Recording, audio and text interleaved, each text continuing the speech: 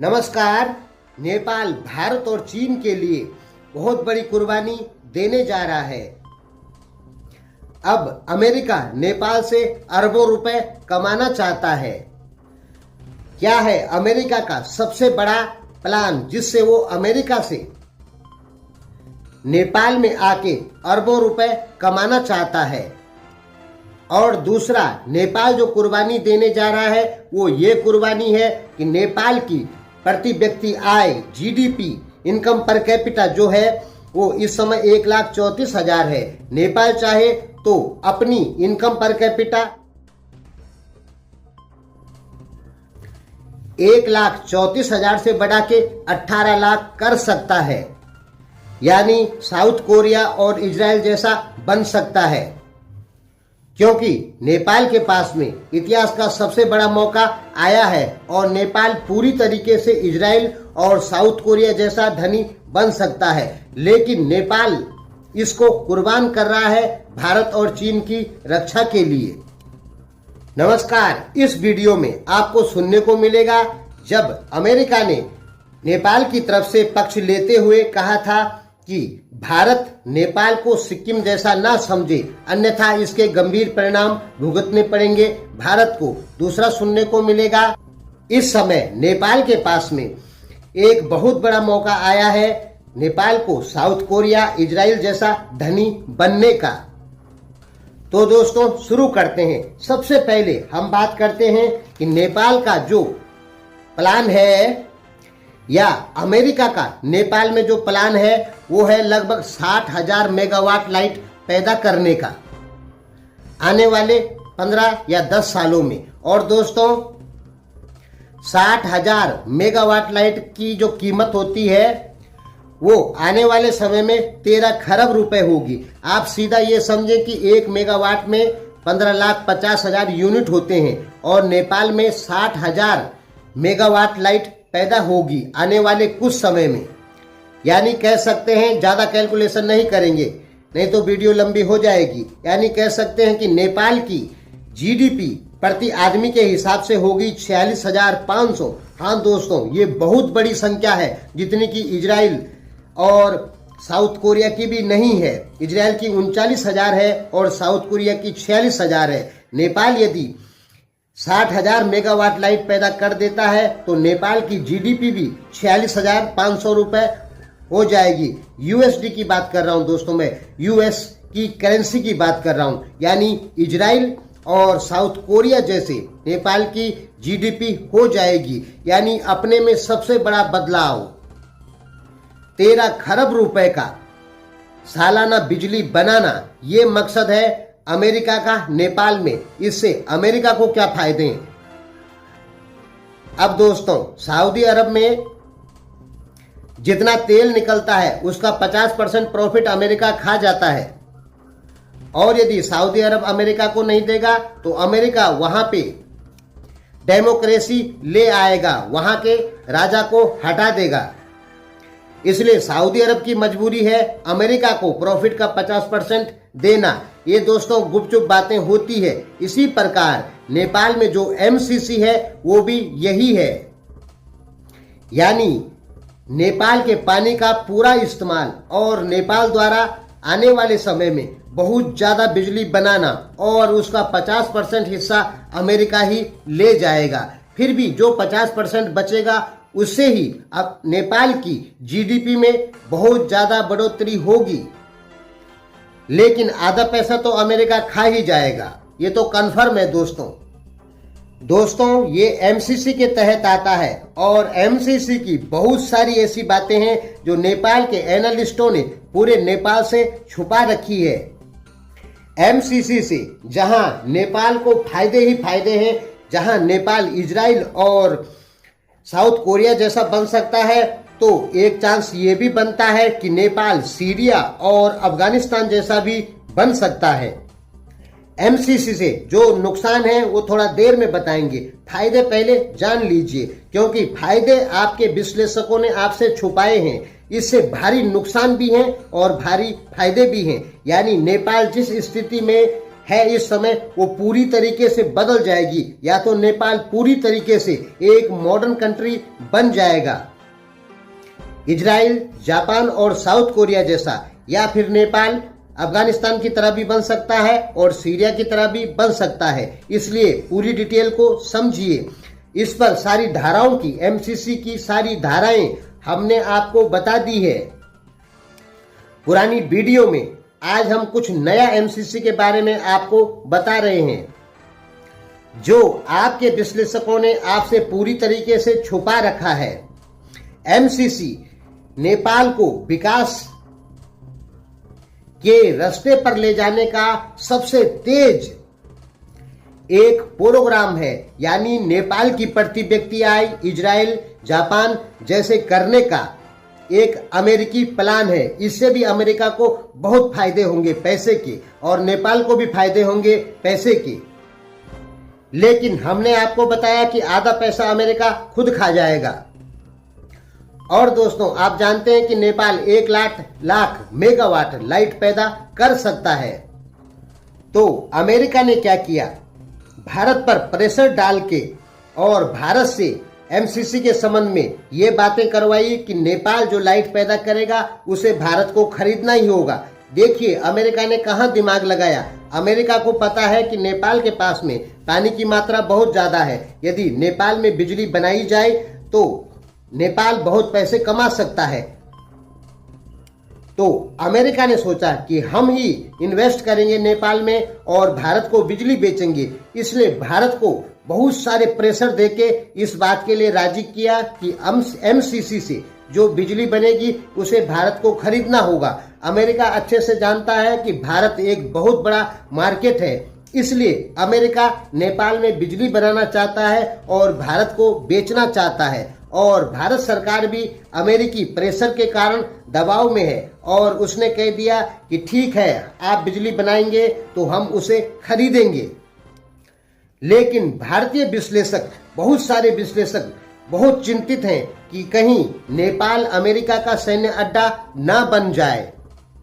और भारतीय विश्लेषकों ने कहा है कि नेपाल यदि अमेरिका का सैन्य अड्डा बनता है तो वो कुछ ऐसे घटनाओं को जन्म देगा नेपाल में जिससे कि चीन और भारत आपस में टकरा जाएंगे। इसलिए भारत भी एमसीसी से चिंतित है और चीन भी एमसीसी से चिंतित है। लेकिन भारत सरकार अमेरिकी दबाव में इतनी ज्यादा है कि उसने कह दिया कि नेपाल जो लाइट बनाएगा एमसीसी के द्वारा हम उसे जरूर खरीदेंगे। तो अमेरिका को इसमें फायदे ही फायदे, नेपाल को भी इसमें फायदे ही फायदे। लेकिन नेपाल की आधा बिजली का पैसा तो अमेरिका ले जाएगा, तो कहीं ना कहीं घाटा जरूर है। यानी आप समझे कि हमारी चीज की कीमत 100 रुपए है और दूसरे आदमी ने उस चीज को निकाला तो 50 रुपए वही ले गया और 50 रुपए हमको आया। तो आप समझ सकते हैं कि कितना प्रॉफिट है और कितना लॉस है। तो एमसीसी से जो सबसे ज्यादा फायदा है वो है अमेरिका को थोड़ा सा इन्वेस्ट करना है और अरबों रुपए कमाना है भारत में बिजली बेच के।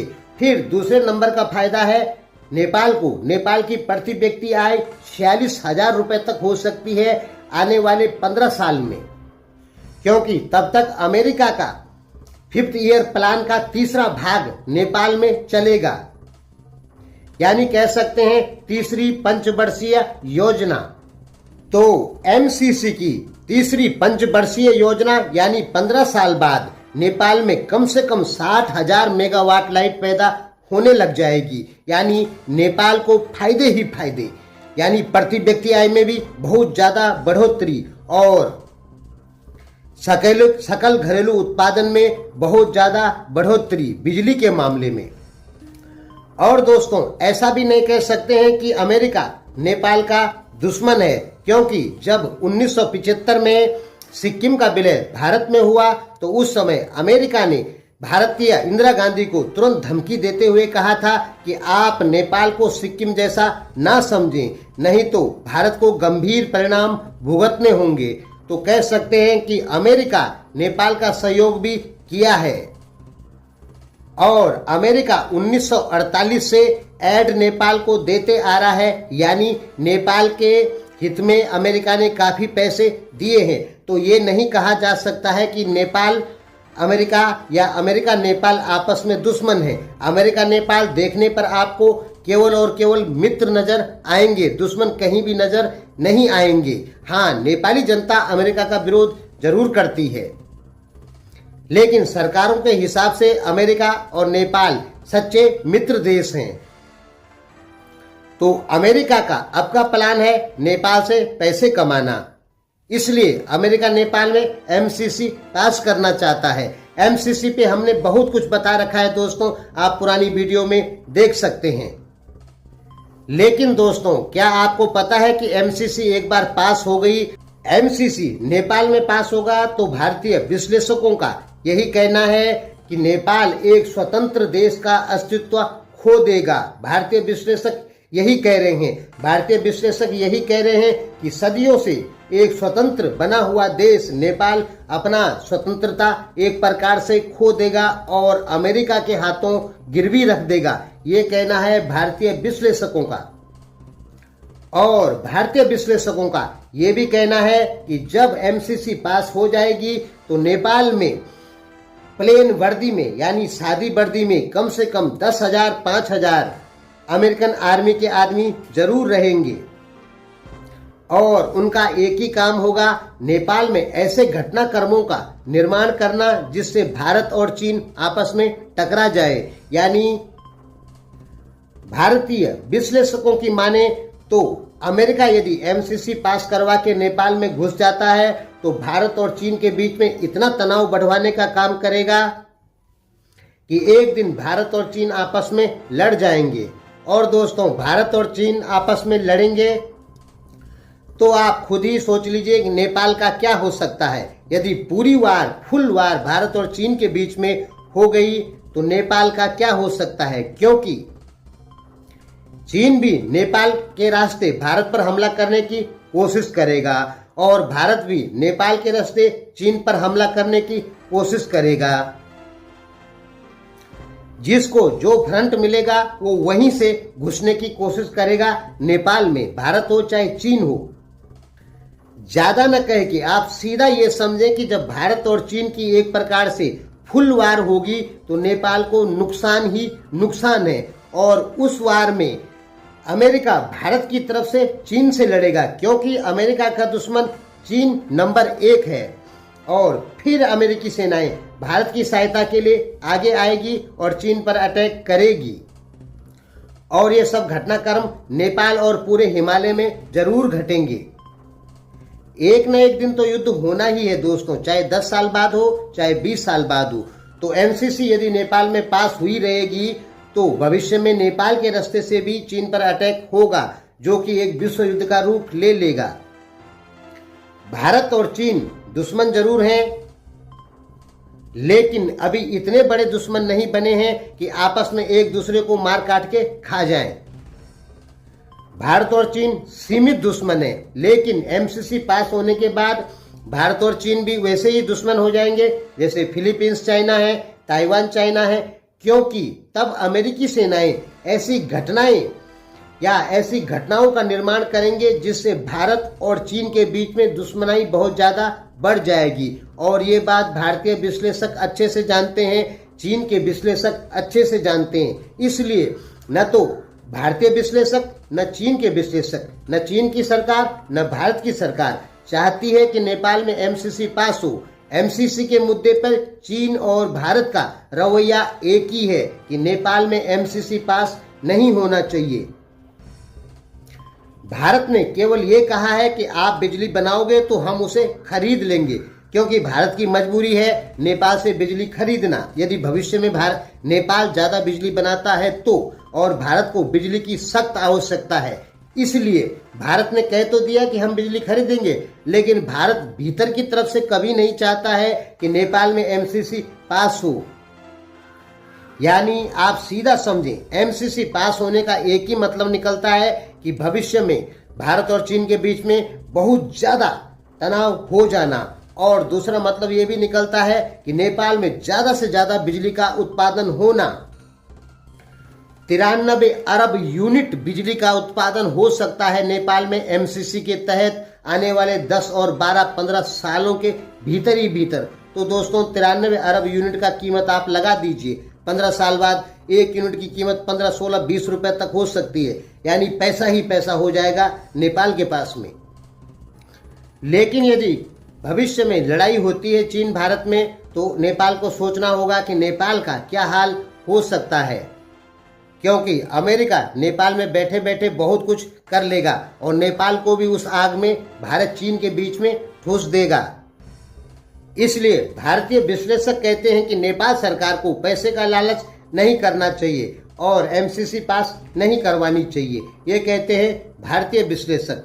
धन्यवाद दोस्तों, आज के लिए इतना ही। और अब एमसीसी पे बार बार बात नहीं होगी, क्योंकि इस पर हमने बहुत सारी वीडियो बना ली। धन्यवाद।